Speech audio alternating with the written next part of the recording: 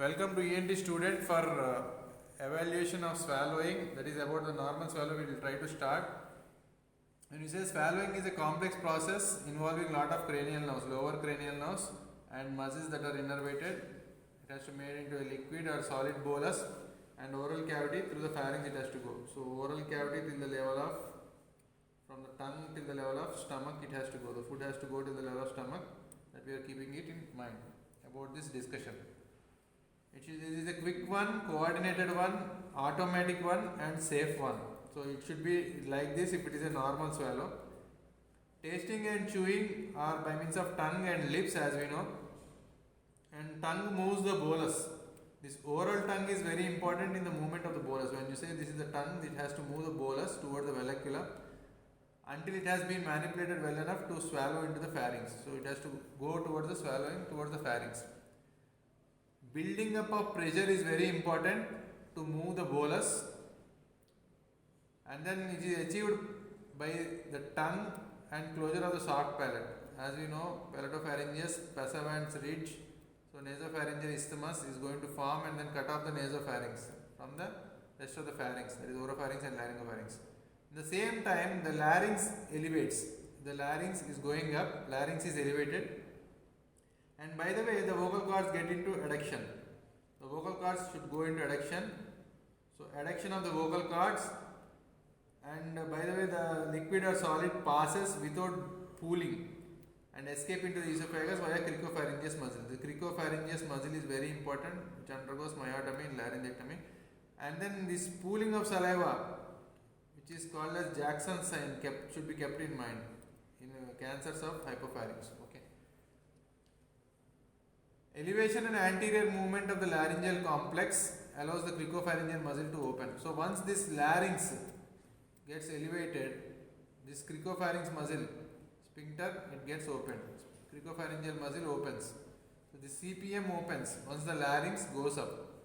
So what happens is, explains that if you are going to do cricopharyngeal myotomy, it is going to cause a limited success only, less success when you are doing the cricopharyngeal myotomy. It is not just muscle relaxation that is important, but it is a dynamic, precise, strong muscle pattern that is required for the swallowing. It relates to the tumor, number one, or treatment of the tumor. So both can affect this dynamic, precise and strong pattern, dynamic, precise and strong pattern of muscles. So we can predict these things and we can guide the team in further assessment. So pre-treatment assessment is done with all these things in mind. How do you assess the swallowing? So assess the swallowing, you need to have a nutritional team along with the multidisciplinary team to maintain adequate calorific intake during the treatment, adequate caloric intake whether taken or not, and you should have other alternative methods of feeding. You should keep in mind about the dietetic colleagues and you should explain the full dysphagia history to them. Assessment falls into two categories, subjective and objective. Subjective based on observation, including bedside assessment and by discussion or case history taken with the patient and their family. Objective, flexible endoscopic evaluation of swallowing, video fluoroscopy swallowing study, both of which can define the pathophysiology of the swallow and help establish a rehabilitation program with identifiable goals for the patient. So when you are doing the assessment of swallowing, how is he swallowing? There are two methods. Number one is subjective, number two is objective.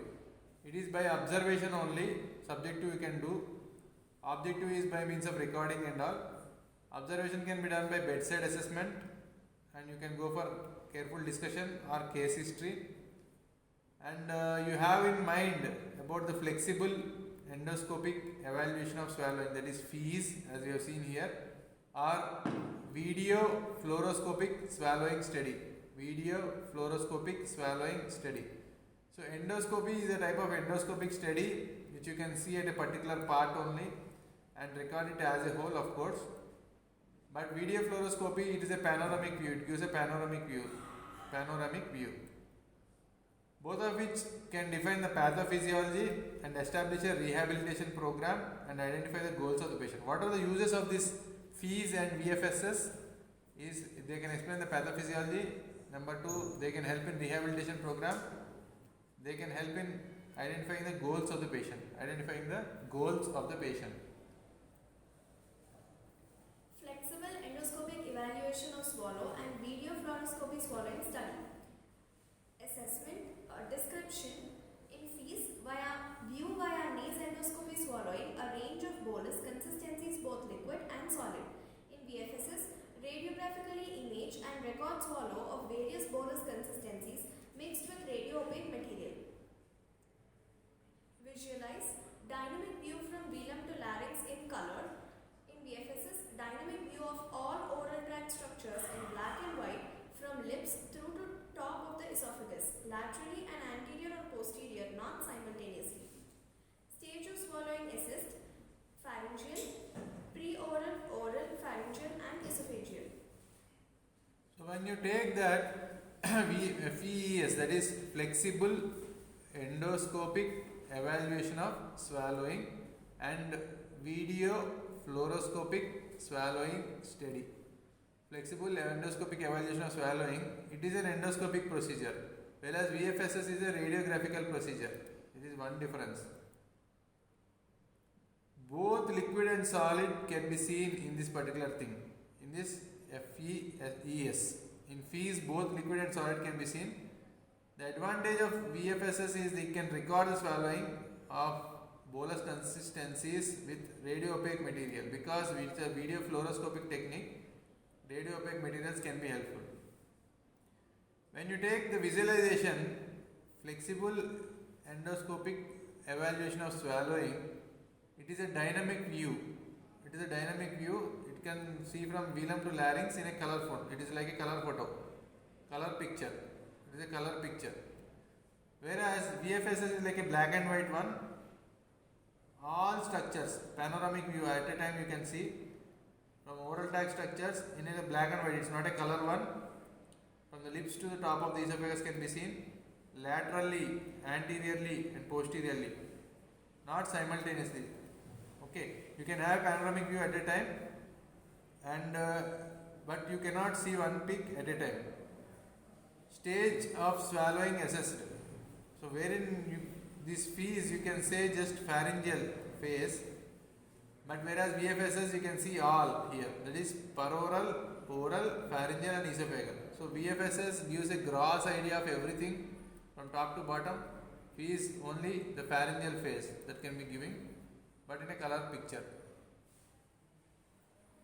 Advantages of FEES: good view of anatomical structures, able to check sensation with scope, assess pooling of secretions, good assessment of velopharyngeal wall competence, able to view effect of recommended therapy techniques, example, good vocal cord closure, repeatable at regular intervals and portable. Advantages of VFSS: able to study temporal nature of swallow, good for viewing of therapy techniques, repercussions on other stages of swallow, silent aspiration evident, objective tool for research, no part of the swallow is obscured during the process, well developed descriptors of swallow. So as we could understand here that anatomically sound is phase. Why? Because you can see like an endoscope, whereas temporal nature as a whole from the level of pharynx till the level of esophagus, everything can be seen. So till the level of entrance till the level of stomach can be seen, but anatomically only a particular, for example, pharynx can be seen. The sensation can be checked with the help of a scope. Sensation can be checked with the help of a scope, and we can assess the pooling of secretions at one particular point. If you are putting a scope at the level of your hypopharynx only, you can just see the pooling of secretions, for example.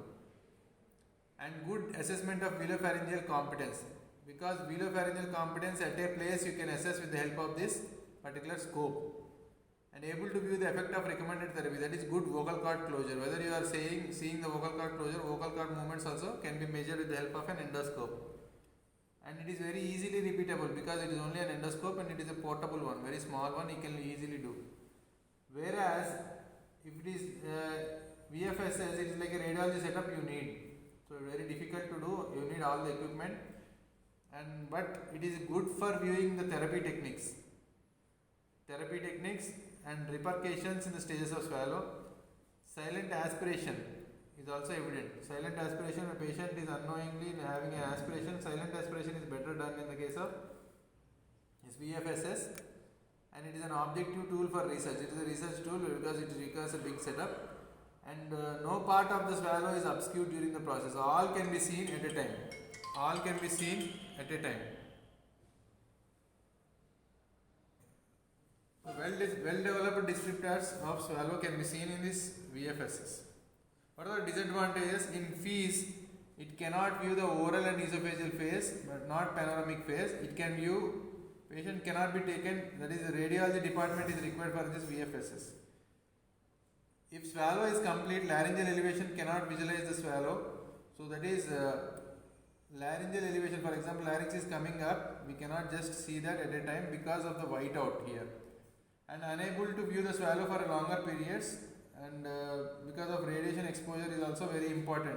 Radiation exposure is one of the disadvantages of this VFSS. The table is helping us to understand about this swallowing, and from a clinical point of view, the main issues we have to consider which objective measure is best suited for the assessment. So we have to plan accordingly. Both should be available for about what is the information that is to be sought accordingly. So this is how we complete about the VFSS and fees in swallowing. Thank you very much for watching ENT student.